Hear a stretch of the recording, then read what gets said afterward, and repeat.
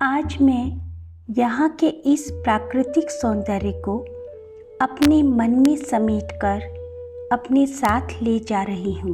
पक्षियों का मधुर कलरव, डाल डाल पर उछल कूद करके स्वयं को तरोताज़ा करना और फिर निकल पड़ना असीम आकाश में अपने लक्ष्य को पाने के लिए हर सुबह आत्मविश्वास के साथ एक नई चुनौती के लिए तैयार होकर। मैं धन्यवाद करती हूँ उस अद्वितीय चित्रकार का जिसने इस प्रकृति को विविध रंगों से सजाया, जिसकी हर कृति अद्भुत और प्रेरणादायी है, जो ये बताता है कि जीवन में हर रंग का अपना महत्व है। इन्हें सहज रूप से स्वीकार करते हुए शांत एवं संतुष्ट रहना चाहिए। ये जंगल, पहाड़, झीलें, झरने, नदियाँ, आकाश, पक्षी सभी हमें लाइफ स्किल सिखाते हैं। पहाड़ की तलहटी से चोटी तक बिना एक दूसरे को नुकसान पहुंचाए ये जंगल के पेड़ कतारबद्ध होकर कैसे सूर्य की किरणों से जीवन लेकर अपने अस्तित्व की सुरक्षा करते हैं और अपनी जड़ों से अपने आश्रयदाता पहाड़ के अस्तित्व को बचाते हैं।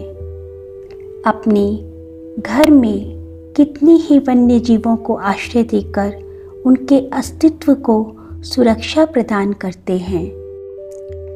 ये पहाड़ भी अपनी गोद में खेलने वाली नदियों और झरनों को दुलार से धीरे धीरे चट्टानों पर चलना सिखाता है और दूसरी ओर ये धरती माँ कितने स्नेह और ममता से उन्हें अपने आंचल में सहेज लेती है ताकि इस धरती पर रहने वाले सभी जीवों की भूख और प्यास शांत हो सके।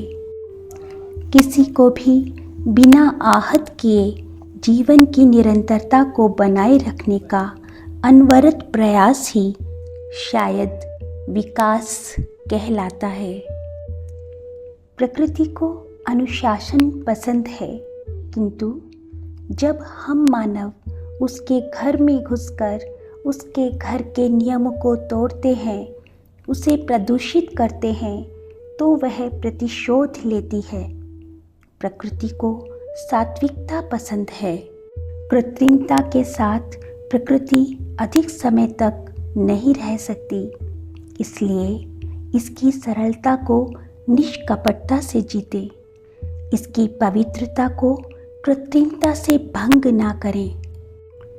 शहर के कोलाहल को यहाँ लाकर यहाँ की शांति समाप्त ना करें।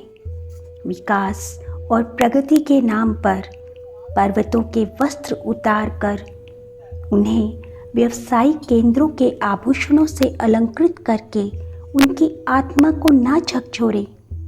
ये पहाड़ हैं जनाब, किसी के सामने गिड़गिड़ाते नहीं, बस दहाड़ते हैं और फिर सब खत्म।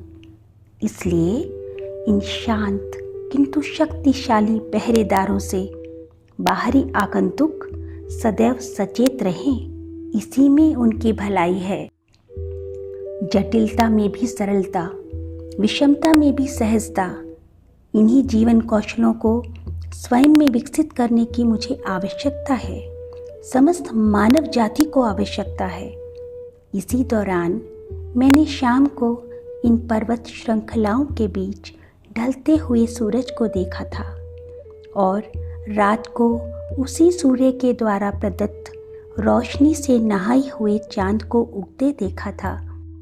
कल पुनः सहस्त्रों रश्मियों के साथ चमचमाते हुए सूर्य का पुनः दर्शन करूंगी। यही जीवन का शाश्वत सत्य है। रात्रि के बाद सुबह निश्चित है।